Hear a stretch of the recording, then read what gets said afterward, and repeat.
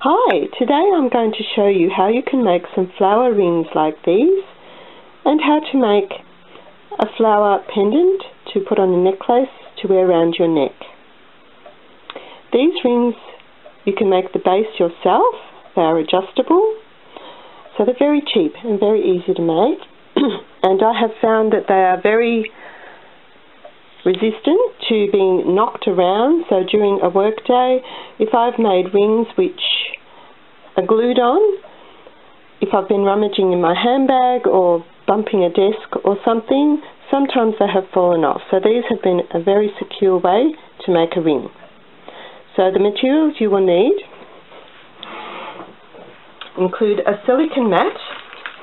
You'll be using a hot glue gun, so it's safe to use something made of silicone underneath, and a silicone mould in the shape of a flower. So this one is in the shape of a rose. To make your own wire ring base, which will end up looking like this is what you do.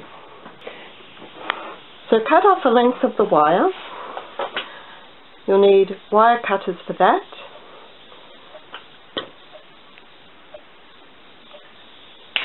And to continue with what else you will need to make these rings and pendants, you'll need a hot glue gun with hot glue stick.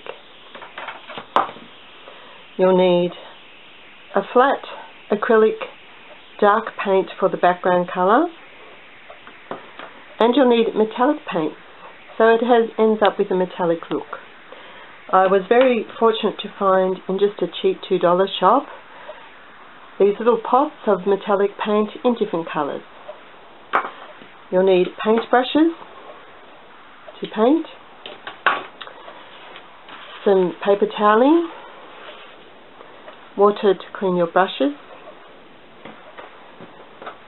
some pliers. I've got some pointy nose pliers and jewellery pliers here, wire cutters. To make the pendant, you'll need an eyelet screw. So from the cheap $2 shop, I bought this variety here of different sizes. Now, to make your ring base, I double it over. So make sure your wire is like this, strong enough to make a ring base, but that you are able to bend. So with your pliers, press them together.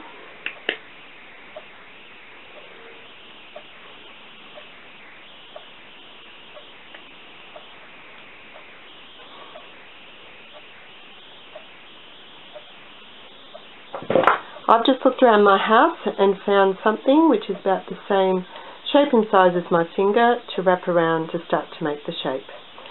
Now, I am deliberately not curving this around too much because I'm going to be placing this end into the hot glue, and I don't want this part to be embedded in the glue. So using the jewellery pliers, I begin to make spirals on the end.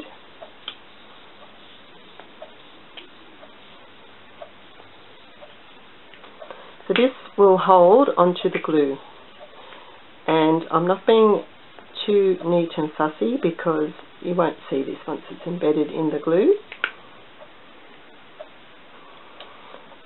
So you need something that will hold on to the glue securely.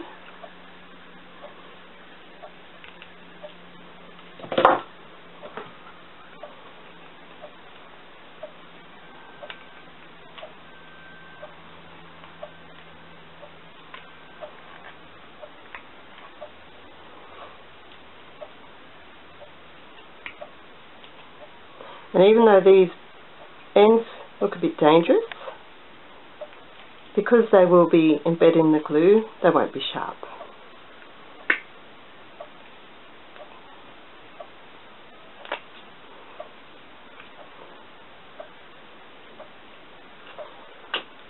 Right, once you have done that, I'll just turn on my hot glue gun to warm up.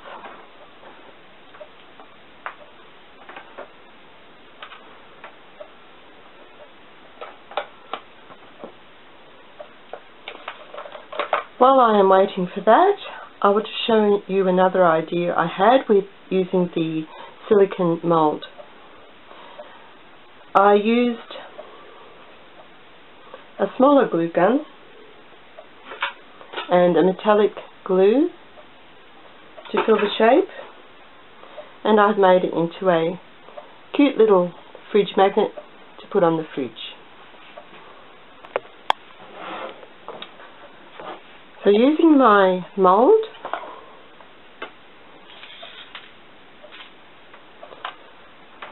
and removing the plastic that I use when I'm painting,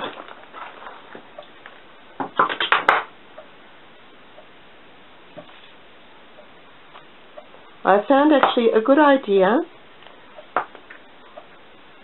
is to put some blue tack on a top of a bottle top, put the mould in there securely, and as I use the glue gun, I can easily spin it around. So you want the glue gun to fill in all the crevices to take on the flower shape.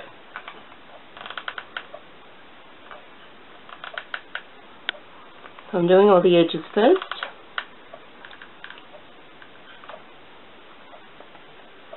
And it's flattening out there for me.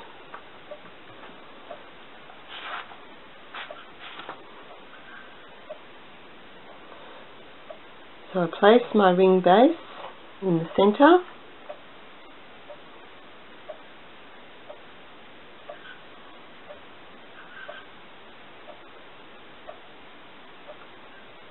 and wait for that to harden.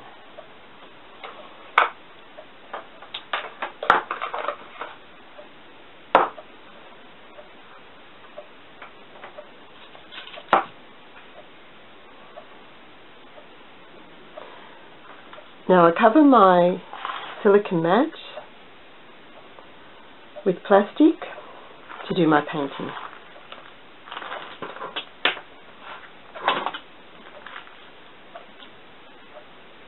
The first colour you need to use, and I've got a ring that I made earlier, is a dark colour. So if you want a metallic silver look like this one, black is a very good colour. For a more bronzy or goldy colour, a dark brown looks a bit better.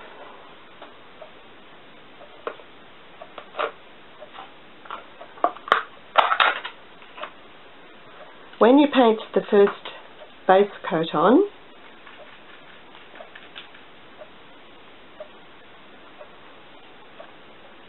make sure you get into all the crevices.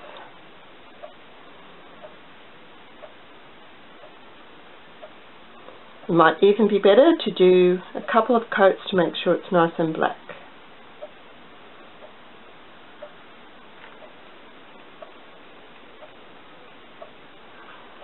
And with the ring I can easily coat underneath as well.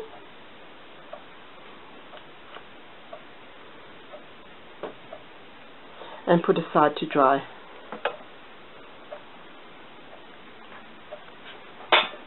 Here is one which has been painted black and the black paint has dried. I'm going to use a pale silvery colour. Using your paper toweling, dip your paintbrush into the paint. Now you want your paintbrush to be fairly dry because you're just going to touch the upper edges with metallic paint to achieve that pressed metal look.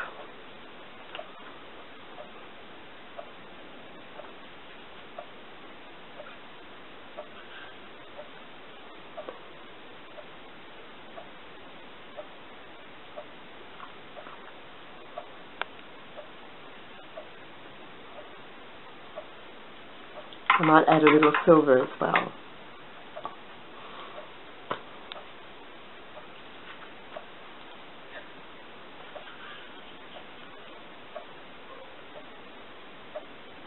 And going around the edges to finish off the outside edge and underneath.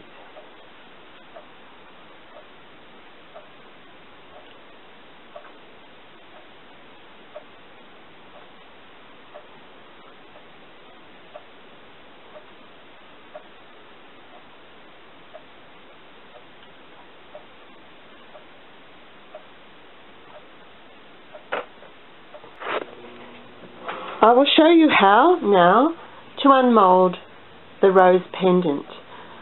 I've already put hot glue in there, and I will show you in a minute how I started off. But to get the eyelet screw out, I just unscrewed on the edge, unmold my shape, and insert the screw again.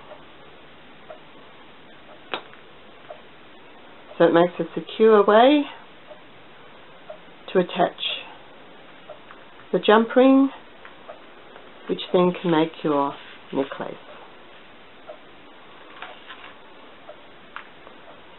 You can use a smaller one to make it look a bit more dainty. I just have used a large one so you can see easily what I'm doing. There we are, ready for painting. So how I made it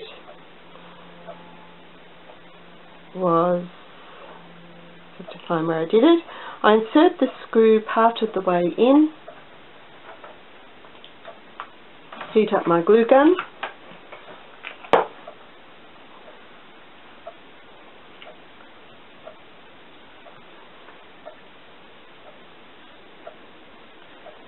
and place it again on the bottle top. While I'm just waiting for the gun, I just thought I would mention, when I'm painting, I found these really handy just from the $2 shop. Little sauce containers, and when I've finished mixing my paint, I just put a bit of water in and seal the lid, and I'm finding that I'm not going through quite so much paint, not washing it down the sink so much.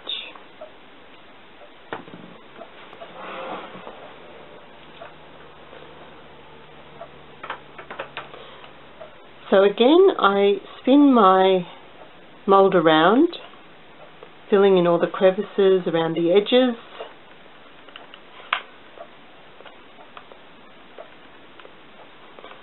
And I need to cover the screw so that it will be embedded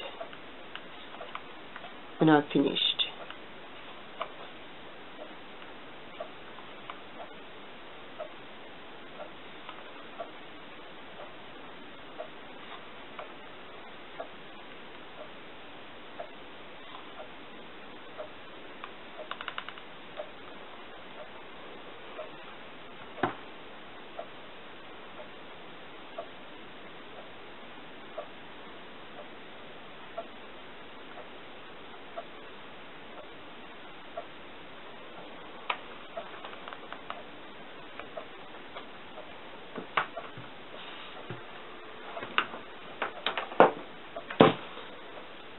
I will now paint this one.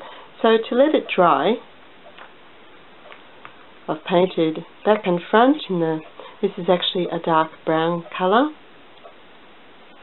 I'll just put it hanging over the edge. That. Now I want to make this more of a goldy or bronzy colour.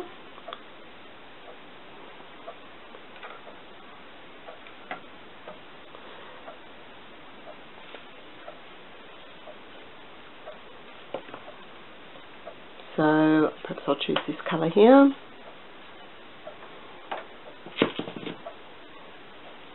So again, dipping it into the paint, making sure the paintbrush is nice and dry, I begin to pick up the detail at the top of my mould.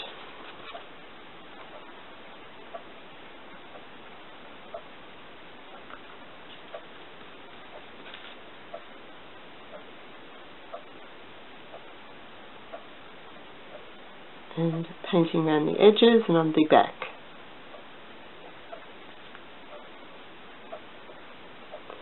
I will do the back later on.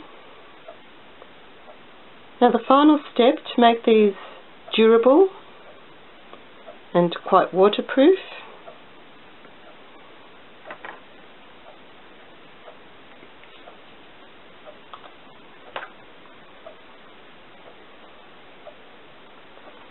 is to give them quite a few layers of clear nail polish. I have worn my rings all day at work, including washing my hands and so on, and haven't struck any real problems wearing them. So I would suggest a few coats of clear nail polish will really finish it off and give it a nice shine as well. And underneath I will do later on as well.